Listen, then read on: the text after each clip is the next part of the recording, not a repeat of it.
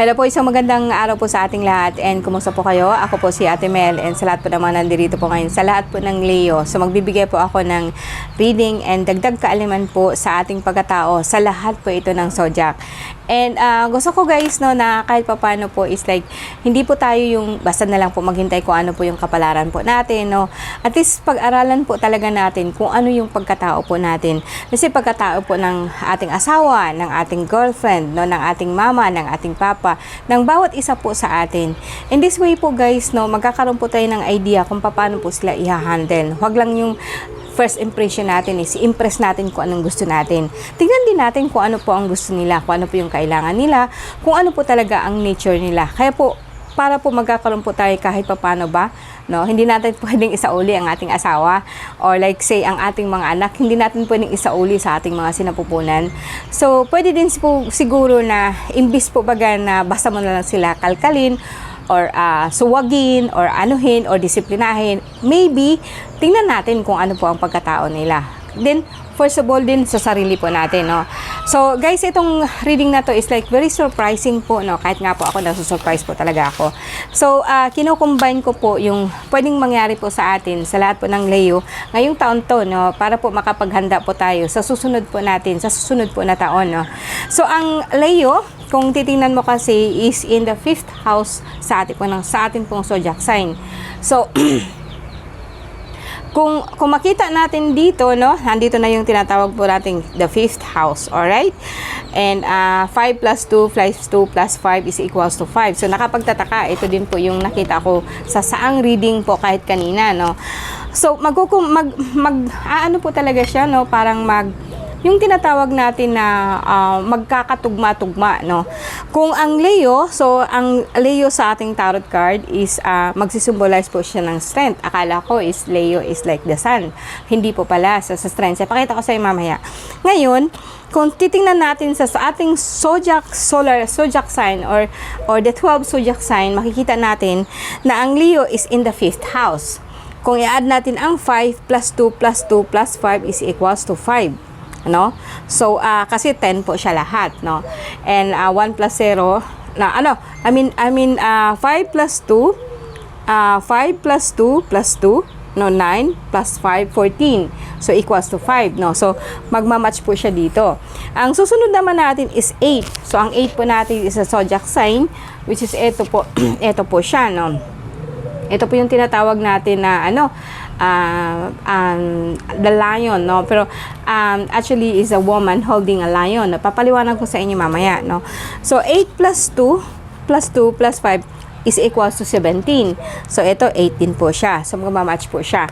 Now, sabi ko nga sa inyo sa ibang tarot, sa ibang zodiac sign is like mas gusto kong i-combine, mas gusto kong gumamit po ng numerology kasi diyan natin makikita po or isusumada natin ang energy po ng isang bagay or ng isang thing or isang being. So, just in case in this time is Leo, no? So, kung titingnan natin guys, no, akala ko nga po noon, di ba lagi nating naririnig, ang Leo is a fire sign. And connected po siya sa sun. So, makikita mo na yan. So, ang makikita lang ninyo sa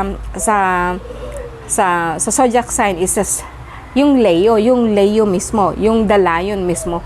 Pero sa tarot card po, iba po, no? Ito po yung symbolize po niya.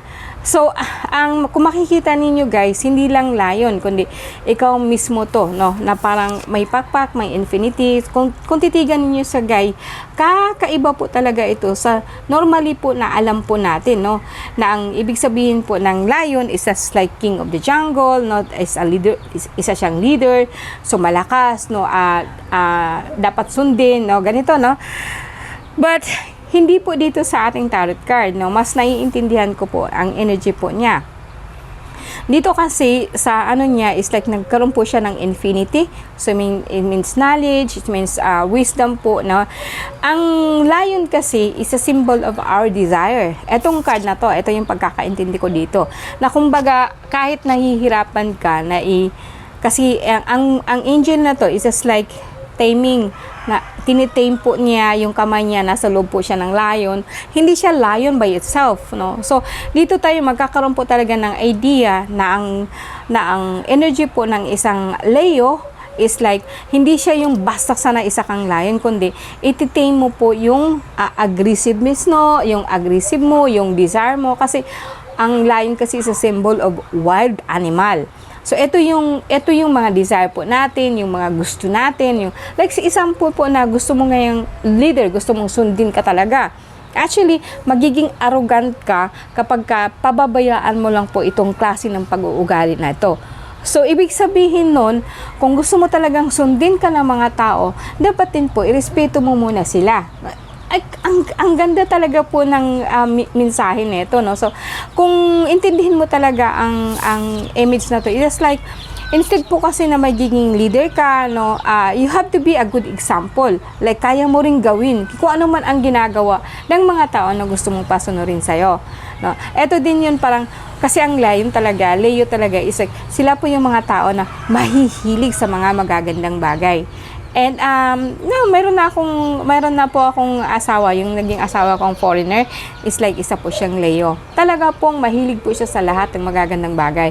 Although ang Leo kasi is very aggressive, gusto nilang gawin talaga ang gusto nila, dominante. Not in a way po na bad way, pero talaga pong makikita ko talaga siya na iba ang energy niya, like pag mayroon siyang gustong malaman, pag mayroon siyang gustong gawin, is just like, paano niya gagawin, talagang pinag-aaralan niya yung lahat, no, ganito nga, ganyan.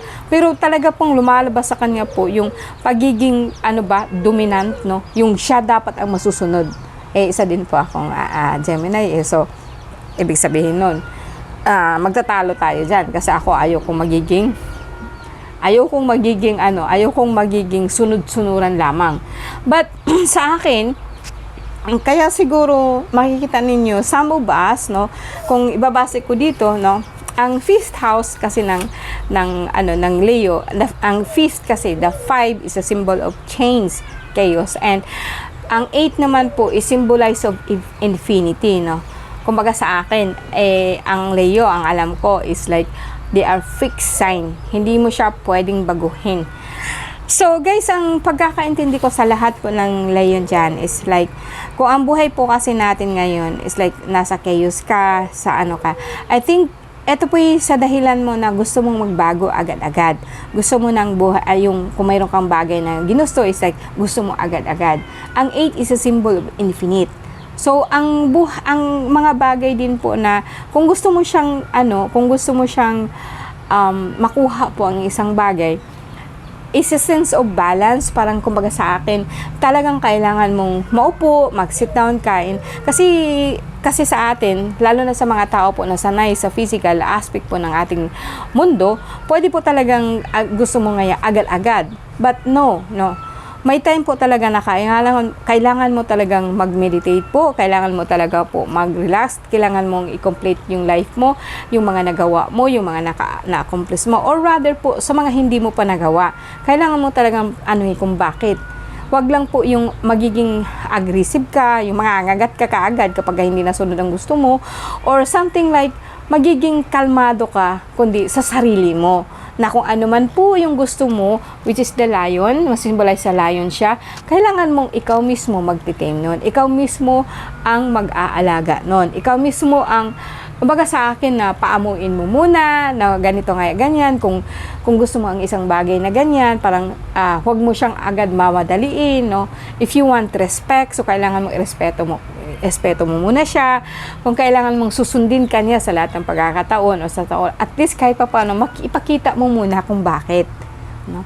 I think it's like I haven't, parang nagbubukas yung isipan ko sa bawat isa po sa atin na we're not actually fixed things. No? Never po. Nag-iisip na ako niyan. Pero ngayon kasi parang nagbubukas po ng bago ang aking kaalaman, or nagbubukas po ng new door po sa aking, na ang ating pagkatao po is really, hindi talaga kayang arokin. Pero kahit pa paano po, at least magkakaroon po tayo ng idea kung sino tayo, kung ano tayo, and saan tayo pwedeng mag-umpisa.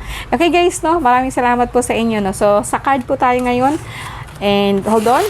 Magbibigay po ako ng, Celtic Cross, no? Yun po ang ipinangako ko po sa inyo. And alam niyo guys, no? Talaga pong yeah, kahit ako po na-surprise ko po no nang kino-combine ko po yung numerology at saka yung ano po natin, yung tinatawag po natin na tarot card, and makikita po natin talaga na parang mas malalim po ang ating nalalaman or napag-aralan about po sa lahat po ng zodiac or sa lahat po ng pagkatao ng bawat isa. Alright, Ama, mahal na ina, bigyan mo po ako ng liwanag sa aking kaisipan. Gusto kong malaman po kung ano nangyari sa lahat po ng Leo, no, na ngayon po is naghihintay. And salamat po universe, salamat po sa mahal na Ama, salamat po sa lahat ng kalikasan na tumutulong sa akin. And bless be. So sa ngayon po, ang unang card po natin is lumabas po kaagad is Justice. Pangalawa po is Hold. Okay.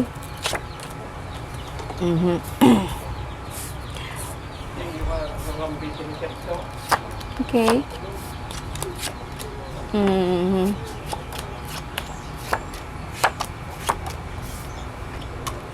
Alright. Okay, ang unang nakita ko dito kaagad guys is Justice, no? Pwede pong sa ngayon sa kasalukuyan po is like meron kang inaasikasong mga legal documents, meron kang pwedeng sabihin po natin na mga legal po na aasikasuhin mo, tapos magpa-file ka po ng papers, basta yung parang kumbaga sa akin mga legal documents ito na kailangan mong aayusin, no? Pwede pong mga passport mo, pwede pong sa lupa, pwede pong sa work, pwede pong lahat po na legal documents po is ito po yung gagawin mo or ginagawa mo sa kasalukuyan. And ang nakahadlang po dito si itong taong to, no? Pwede pong sabihin po natin na ikaw lang to, no, kumbaga sa akin may mga legal documents kang asikasuhin and naiinis ka, you're not very confident in doing this, and saan ka kukuha, no? Meron kasi akong nakita dito na parang unang-una is like eto siya, no, pwedeng sabihin po natin na yung mind mo sa kasalukuyan is like parang masyado po ikaw malungkot, no? May nakita po ako ditong sobrang lungkot, parang you feel na nag-iisa ka dito sa mundo. Ang mentality nito is water, is emotion, but as I said, you are Leo, no? Sa ngayon po parang nadidepress ka, parang hindi mo alam kung anong gagawin, and na feeling mo nag-iisa ka lang po dito sa mundo. And dito naman po dito sa subconscious mo, pwedeng sabihin po natin na kaya po yung lungkot mo, gusto mo na pong umalis, gusto pong magbagong buhay, like lumayo na po sa mga taong toxic, no? And ito ay parang nagsisymbolize din po ng panibagong opportunity na papunta sa'yo or papuntahan mo. So halimbawa man po kung magta-travel ka po or aalis ka po, you are aiming for work, you are aiming for promotion, you are aiming for makatagpo ka ng panibagong bagong umpisa sa malayong lugar o sa ibang lugar. This is how I see, no? Ito yung nababasa ko sa hindi naman siguro lahat po ng Leo is ganito po yung pakiramdam, no? And actually guys, no, makita ko ang lahat ng documents na asakasihan mo is okay, malalampasan mo yan, makayanan mo. And ito naman pong sabihin po natin na aalis ka, pwede pong pagdating doon sa lugar mo is like magiging okay naman po lahat, makatagpo ka po ng ibang kakilala, panibago, no? But alam niyo guys, no, ito yung sinasabi ko sa inyo na kahit lilipat man po kayo sa ibang lugar, hindi ibig sabihin mawala po yung problema nyo. Kasi kung kahit saan ka man po pumunta, parang magkaroon ka talaga ng problema, which is pagdating po sa finances, no? Pagdating po sa parang hindi pa masyado kasing stable po ang kinikita mo ngayon. Guys, may natanong lang ako sa iyo. May sa lately po ba nagkakaroon po ba kayo ng sobrang expenses? May like nakabili kayo ng mga bagay na hindi naman yung kailangan. Pwedeng sabihin po natin na nagsugal kayo, and natatalo po kayo, naubos yung ipon nyo. Pwede din pong sabihin po natin na nasobrahan ka po talaga ng gastos, overload po. And sa ngayon po, may sabihin po natin na na pwede, gusto mo sanang umalis po ng ibang bansa. Siguro maybe this legal papers na inasikaso mo is like ito nga, no? Pero makikita mo pala na parang magi-give up ka kasi nga po ang laki pala ng gagastusin ko, no? Parang gano'n, no? Pero warning ko po sa inyo guys, kasi ang alam ko hindi kayo to, no? hindi kayo to, no? Ang nafe-feel ko sa inyo is like, mayroon pong something na bumubulong sa inyo. Mayroong something po na nagkakaroon, parang nadidepress kayo. Parang nagkaroon kayo, parang nawawalan po kayo ng pag-asa, no? Tas ang respondent, parang naiinis ka kaagad. So, in a way po na parang pinagsisihan mo yung mga nagastos mo, na gano'n, no? Very, very negative po siya, but bigyan niyo siya ng light, bigyan mo siya ng ano, kasi ang alam ko talaga, posibleng nangyari to sa inyo, no? And sabi ko nga sa inyo, posibleng nangyari to sa inyo. Sabi ko nga, gusto mo nga aalis, no? Gusto mo umalis, gusto mong magbasa sa ibang lugar, but susundan ka pa rin po ng problema mo. And ito po yung sa dahilan na, first of all, kasi dapat po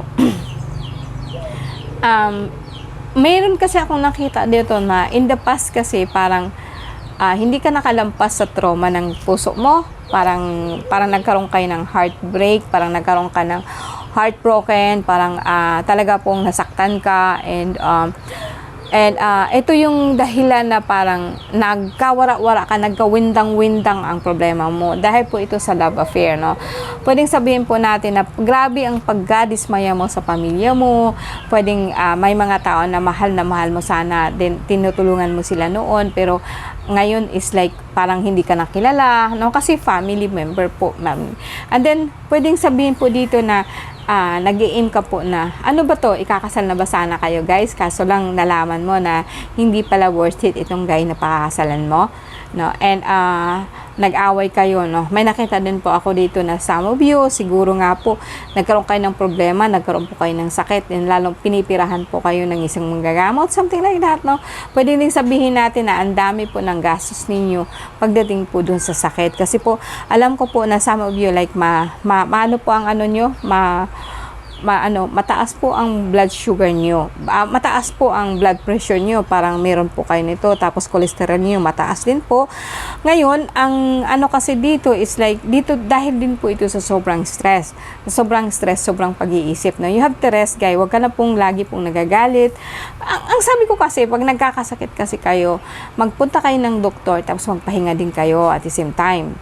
Tanggapin ba ninyo baga? Kung halimbawa may lagnat ka, tanggapin mo na may lagnat ka. Ibig sabihin yan, magpahinga ka po talaga, no? Kumbaga sa akin, wag na lang pong lagi na lang po kayong galit, lagi pong naiirita, no? Kasi alam kong hindi kayo to. And may nakita din po akong, may mga tao talaga po na pwedeng sabihin ko na something like war, o sabihin po natin spiritual war. Kasi talaga pong sabihin natin niya kulang, parang, pero more on, parang may tao po na gusto kang ibagsak, no? May mga tao po na talaga pong ginamitan ka po niya ng lakas po ng spiritual, kaya po lagi magulo utak mo. Ito na po yung dahilan na bakit ka nagkakaroon ng pagkadami-daming gastos, nawala yung affair mo, nawala yung ganito mo, dahil po ito doon, no? So, pangalawa po, may dito naman po parang, sa ngayon kasi parang kailangan mo talaga ng malaking halaga, and hindi ito alam ng pamilya mo, no? May nakita ako dito na ito po yung isa din sa dahilan kung bakit parang masakit ang dibdib mo, nasaktan ka ng labis. Alam niyo guys, kung hindi po kayo magkakaroon ng tinatawag natin na closure, no? Magpupulong itong magkakaroon kayo ng sakit sa puso, no? And kasi nagsisimula na po siya, no? Kasi tumataas na po sugar nyo. And sugar ninyo, dugo nyo, so mapupunta ito doon pag hindi po kayo nag-ingat. Ang gusto ko lang pong ipaalam sa inyo, sa lahat po ninyo guys, no, sorry, supposed to be this one is hindi siya sakit, kaso lang ang lahat kasi ng iniisip mo sa ngayon kasi is like problema. And dahil po ito sa nangyari, actually merong tao talaga po na gusto kong ibagsak, gumamit po siya ng ganito, and inggit siya sa'yo. And matagal na ito, I think, no? Long years pa po, matagal pa po. Kung nasaan kayo galing, mas okay pa nga yata kung hindi po kayo umalis, no? Sa akin, wag ka na pong umalis kung ito lang po ang iiwasan mo, no? And although magiging successful ka, or magiging maganda naman ang pupuntahan mo, pero talaga pong harapin mo kasi kung ano po yung problema. Pinaka-problema, harapin mo. no? And huwag mo lang kasi siyang parang anuhan, yung tinatawag po natin na huwag mo lang siyang basta-basta po i-disregard kasi ito magpupulong po ito. Nagkaroon ka na po ng problema sa heart, no? And although ang iniisip mo kasi is like aalis ka po, mag-a-upload ka po, no? Ito na lang po yung way out mo na kumbaga sa akin baka magiging okay ka. Huwag kang aalis po, Leo, kung sakasakali pong masama ang pakiramdam mo. Like, yung nagtatampo ka ba, no? Pag may problema ka, huwag mong isipin na sa ibang bansa makukuha mo yung solusyon. Hindi po, no? Okay? Bigyan kita ng another 3 cards. Tingnan ko kung magiging kung ano po yung magkalabasan mo. Ganun pa rin po, no? Sa lahat ng ngayon, sa lahat ng Leo, no? May nakita talaga ako dito na awayan, okay? Parang nagkakagulo kayo, pinagkakagulo kayo. And eto po talaga pong makikita ko na sa trabaho, magulo po, no? Inis ka na po sa work mo. Parang naboboring ka na talaga kung nasan ka ngayon, no? So, moving pupunta ka sa ibang lugar o sa ibang work, sa ibang sa ibang ibang option mo is like pupunta ka sa ibang lugar and baka po ngayon magkakaroon ka ng another opportunity. No, it's not. Ang gusto kong sabihin sa iyo guys, nasaan ka ngayon, dito mo na i-fix mo na sa ngayon. Ano ba talaga nangyari sa iyo, balikan mo kung ano ba ang pinagsamulan ng gulong to. Tingnan mo kung ang paano, and then after that, let go mo ito, no? And then you should take a note niyan. Tingnan mo kung ano yan, okay ba yan siya, harapin mo siya. Kung halimbawa po may mga negative na nangyari noon, no? Tanungin mo, balikan mo sa isip mo, and then you have to make kailangan mo talaga mag shadow work. Kung hindi po ninyo alam guys kung paano magawa nito, siguro makakatulong po ako, no? Sana nga, no? Ang dami kong gustong gawin guys, pero talaga pong hindi na kaya ng katawan ko kuminsan. Okay, dito naman po, no, parang may nakita po ako na sword, no. So kung pagdating naman po sa pera, parang may nakita po akong ang nakikita ko lang kasi dito guys, no, hindi ka makaka-move on sa life mo hanggang sa hindi mo ito nahaharap. Meron talagang tao na gusto kang ibagsak, kailangan mo siyang harapin. And no matter what, sa isip, sa mind, so maybe makakatulong yung ibang tao na kausapin mo. Kaya kuha ka ng mga tao po na kailangan talagang makausap kung ano po talaga ang gawin nyo, no? Kung talaga pong kailangan ninyong kausap ako, then PM po kayo sa akin. PM lang muna kasi kuminsan talaga po di po ako nasagot. So PM kayo dyan at tingnan natin kung anong pag-usapan po natin, kung ano ang pwede ninyong gawin, no? Kung libre nga lang po ako guys, pwede po ako, no? Pwede po kayong makiano sa akin kung ano yung magagandang option natin, no? Kahit hindi natin, no, tingnan natin sa card kung ano po talaga ang nangyari po sa inyo. You need to talk to somebody, Leo, no, para po sa akin, no. Huwag kang padadala sa damdamin mo na sobra kang malungkot. Yung lungkot po is also a feelings, is a wide emotion po ng isang Leo, no. So, guys, maraming salamat po sa inyo and magandang araw po sa lahat. Magandang araw sa lahat po. I love you po. Bye.